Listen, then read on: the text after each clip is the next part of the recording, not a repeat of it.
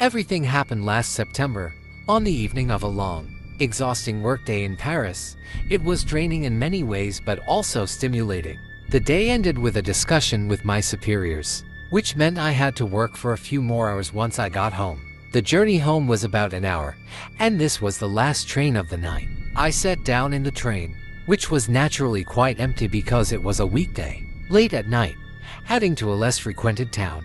Looking at my phone to percent battery, I decided to conserve it by not using my phone, but the fatigue quickly got the better of me, and I fell asleep despite myself. I wasn't too worried because I've fallen asleep on the train before, but my stop is the terminus of the line, and the staff usually checks to make sure no one is sleeping. Not that night, apparently. I woke up in total darkness, feeling like I'd been asleep for a long time. I grabbed my phone and saw that it was 2:40 a.m. Even though my train was supposed to arrive at 11:30 p.m. give or take. I had slept 3 hours longer than planned. I was in complete darkness. No lights were on in the train, and outside was pitch black. I turned on my phone's flashlight to orient myself, but the 2% battery failed me, and my phone died immediately.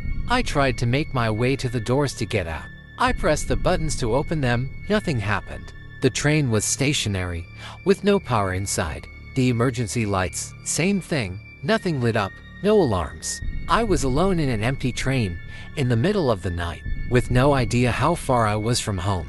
I grabbed the emergency hammer to break the glass, but I didn't feel in enough danger to actually do it. I hesitated, panicking at the thought that the window might be expensive to replace. So, I put the hammer back.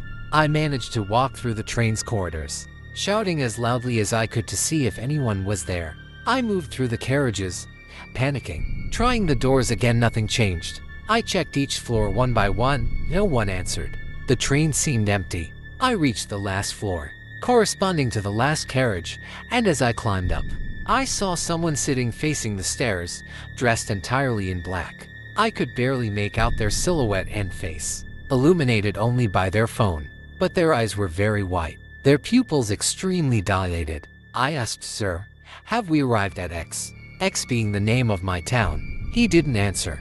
There was a 5-second pause, no movement, no glance in my direction. After 5 seconds, I repeated the question, to which he replied, "You, son of AB*TCH, I'm going to kill you." To recap, we're in a dark train carriage, in a train that's no longer moving, with no power or way to open the doors. My phone is dead, and I'm hearing this. With cold blood, I slowly backed away, like when you've approached a wild animal and don't want to startle it. I retreated, staying doubly vigilant because of the darkness. And then I ran to the other end of the train. I only realized later, but at that moment, I was crying. I was beyond scared. My body was trembling. I knew I had few options. So, I decided to hide in a luggage compartment for a few minutes. I pulled myself together. Despite his threatening words, he hadn't moved. And I tried to reassure myself with that. By some miracle, one of the train doors finally opened after several long minutes of trying each door one by one. I managed to get out and realized I was near some kind of semi-open depot, poorly lit, with several trains lined up.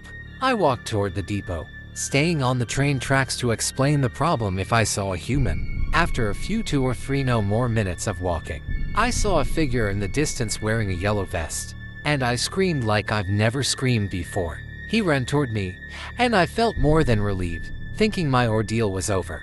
But no, as he approached, he yelled at me, scolded me, and told me I had no business being there. As I tried to explain the situation, I felt like it only made him angrier. Seeing how the situation was escalating, I asked him to calm down, especially since I hadn't even had the chance to tell him that someone else was on the train, and that they were potentially dangerous. Seemingly calmer, I told him I had encountered someone who had threatened me, and he told me to go get him.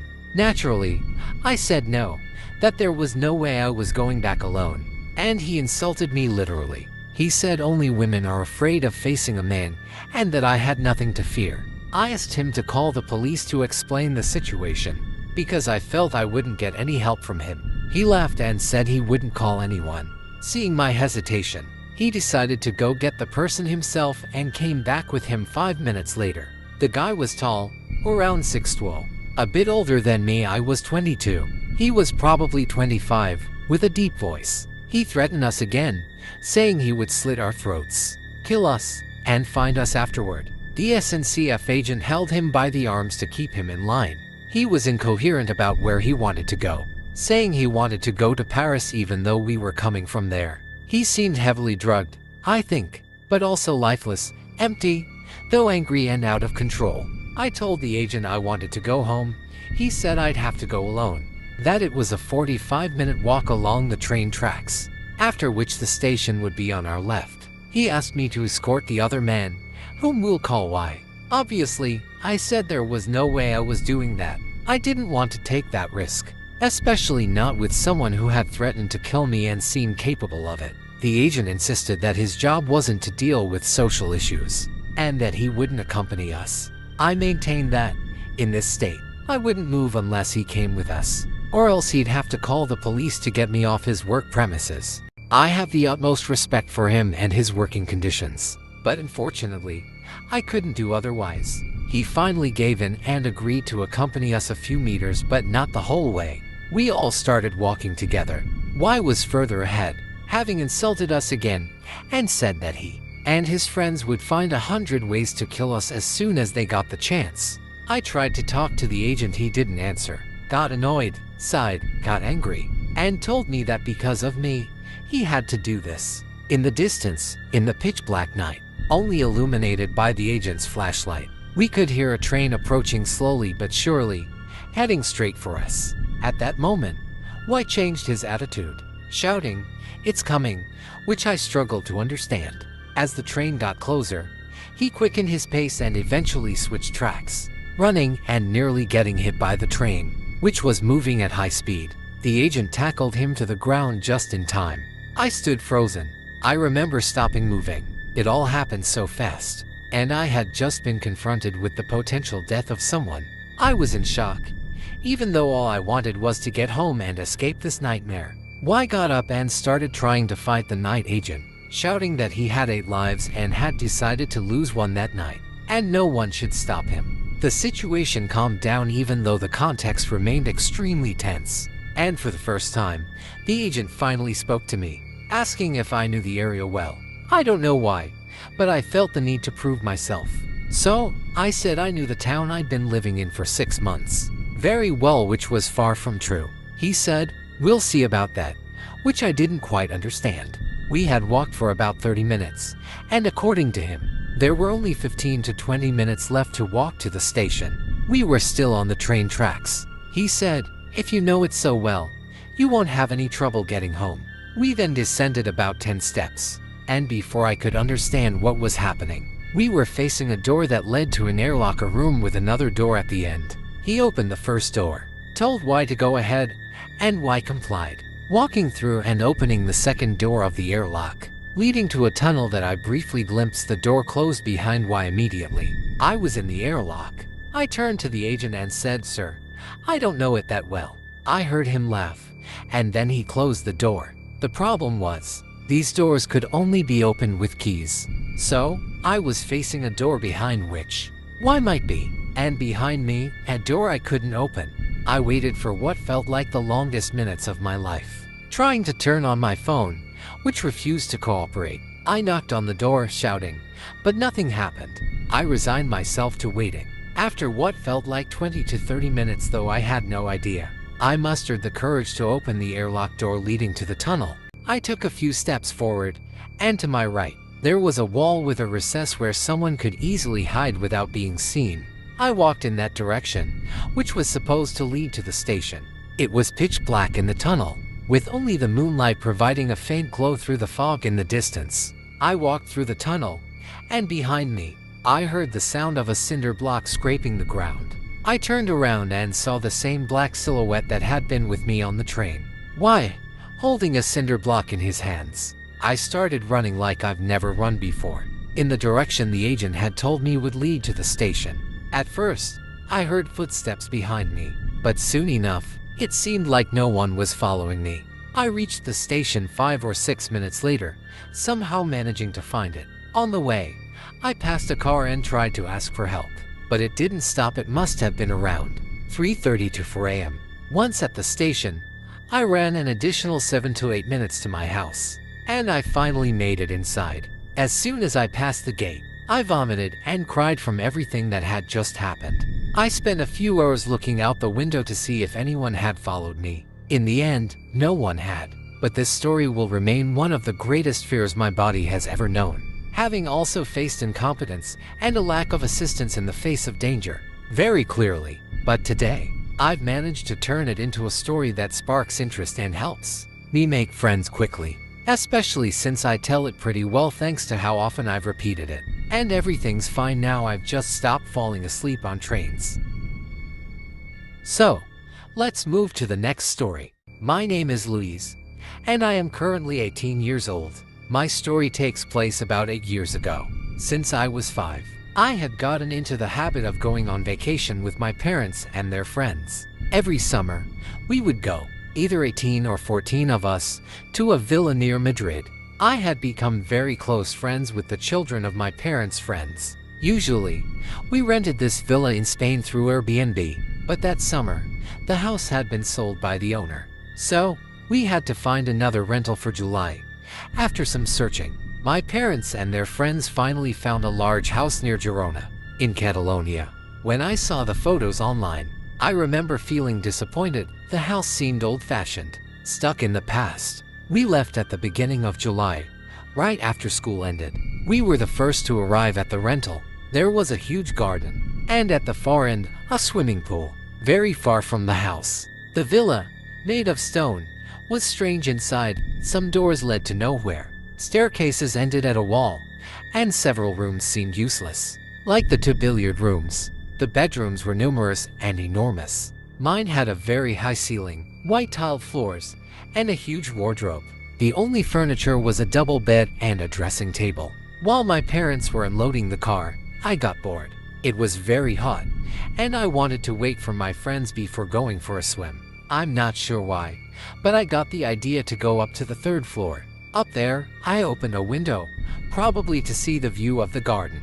But it wasn't a landscape that greeted me. In front of my eyes, there was a square of floor in the middle of the 3rd floor, surrounded by 4 walls with 4 windows, including the one I had just opened. It surprised me, but I didn't stay there long. The others arrived, and the first few days are a blur. I remember tanning, swimming with my friends. Then, one evening, as I was coming back from the beach with my mother, my childhood best friend, Lilia, told me something strange. While I was at the beach, they had seen, in the distance, at the far end of the empty field near the house, a group of children. They were holding hands, appearing out of nowhere, and formed a circle around the electrical pole. For 40 minutes, they circled it in silence. I didn't believe them. That night, I had a nightmare. I don't really remember it, just that I was very scared of the wardrobe, to the point of crying. When I woke up, I was frozen. I was very cold and wanted to find my mother for comfort, but my vision was blurry. I wasn't in my bed, but on the floor. I had fallen. Looking around, still a bit dazed, I realized I was in the garden. In the distance, there was the house. My hands were full of dry dirt. It was pitch black, and thousands of stars were shining above me. I ran to the house and went inside without a sound. I never spoke of it. In the days that followed, I was scared. Once, I was playing with Nathan, a friend, in the large hallway on the 3rd floor. We were playing with Playmobil. It was 6 p.m., and everyone was having drinks outside. I decided to show him the square of floor connecting the 4 windows. He wanted to go there, but I stopped him. We went back downstairs. That evening, I went back up to get my stuffed animal that I had forgotten. That's when I heard a dull noise on the other side of the window. Someone was knocking on the foggy glass. I was terrified. I opened the window. No one was there. I ran to my room. Then, all the windows started knocking. Noises everywhere. I hid under my sheets and eventually fell asleep. When I woke up, I was sweating. But this time, on the floor. Not in my room. I was on the other side of the house, in the 3rd floor patio. I jumped up. All the windows were closed from the outside. I screamed, banged on a window. After what felt like an eternity, someone heard my cries. My mother opened the window, panicked. The next day, everyone talked about it. And the day after, we left. Apparently, I wasn't the only one who had experienced strange things. Today, I still think about it. The problem is, I want to understand what happened. I've tried to bring it up with my childhood friends, but everyone seems to have forgotten about it. I don't understand. I'm not a sleepwalker, and after leaving that house, I never woke up outside my bed again. I'm scared. I need answers. So, let's move to the third story. This happened when I was 8 years old. I'm now 21. My name is Sadie. My former stepfather used to ask my brother and me to come help him clean his house from time to time, so we could earn some pocket money. That weekend, it was my turn to go to his place to help. I arrived at his house on Friday evening, and we went grocery shopping for breakfast the next morning. We put the groceries away, and I remember, I had to wedge a jar of Nutella between 2 packs of brioches because there wasn't enough space. The evening came, and we sat down to watch TV. We were watching The Simpsons *. You should know that my stepfather had 2 cats. One was sitting on me, and the other was on my stepfather. I had this feeling of being watched from behind, so I turned around and saw the Nutella jar lift up on its own and fall to the ground. I was convinced it couldn't have fallen by itself. My stepfather and I were frozen in shock. We decided to go upstairs and go to bed. I was sleeping deeply when I felt someone pulling the foot of the bed. It woke me up, and I thought I must have had a nightmare. I tried to go back to sleep, but I couldn't. I tried to wake up my stepfather to explain what happened, but I couldn't wake him, so I gave up and went back to bed. Then I saw the blanket sliding off the bed toward the back. I thought it must have been the cats, except the cats were downstairs on the couch, so it couldn't have been them. I shook my stepfather to explain, and he told me it was nothing, that it could happen if the blanket wasn't positioned right and it just fell off. He left the light on for me so I wouldn't be as scared. I fell asleep because I was really tired. The next morning, we had breakfast, and everything seemed normal. My stepfather decided to clean the inside of his car, and told me to finish cleaning the house if I wanted my pocket money. I should mention that his computer was connected to the TV, so to turn it on, you had to turn on the TV, enter a code, etc.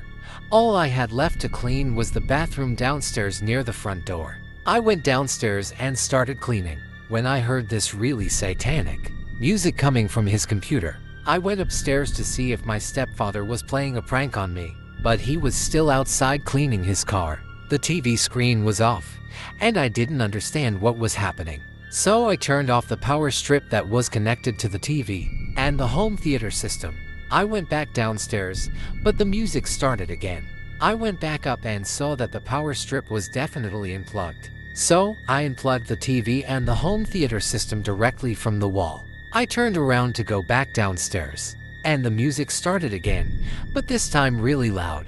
I screamed at the top of my lungs. My stepfather asked me what was going on, and I explained. Then he said something that chilled me to the bone. The house is haunted. He told me that when he moved in, he found voodoo dolls and burned them. And ever since, horrible things had been happening. I decided to get in the car and demanded he take me back to my mom's house, even if it meant I wouldn't get my pocket money. I still remember it so clearly, it traumatized me. Wow, guys, that one still gives me chills. If you made it to the end, let me know you survived. Don't forget to smash that like button if you enjoyed the terror, and subscribe if you haven't already. We're creeping closer to that 1K goal, and your support means everything. Hit the bell so you never miss a nightmare-fueled upload. Stay spooky, stay safe, and remember, you might want to sleep with the lights on tonight. Until next time, peace out, if you can.